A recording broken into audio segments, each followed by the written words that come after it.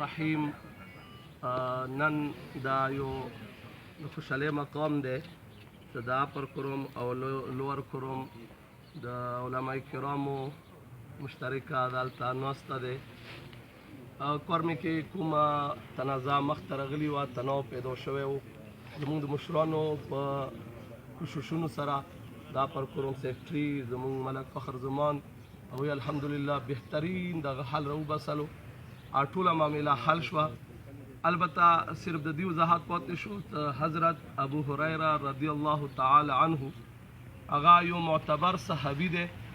د هغه مجالس د حضرت علی کرم الله وجهه په موجودګۍ کې هم قیمېدو.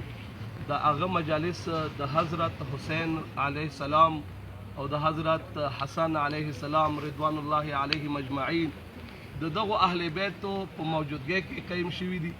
هغه نه کم و بیش 5000 احادیث منقول دي، خو هغه تنها هغه نه دی منقول، هغه نه مکررات وباسې تنې تنها هغه نه 217 احادیث مروي دي چې هغه نور صحابهو نه مروي نه دي. نور ټول احادیث هغه نور صحابه کرامو نه مروي دي، هغه ټول معتبر دي. نو د دغو علماء کرامو دی باندې موږ سره اتفاق دی چې هغه یو معتبر شخصیت دی.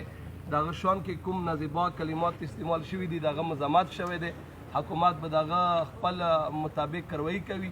آینده دپاره موږ دواړو فریقینو علماء کرام به مذهبي شخصیات مقدسات د یو بل د مذهبي روایاتو مکمل احترام و عظمت ساتو، یو بل سره به د فرقوریانه دا تناو نه پیدا کوو.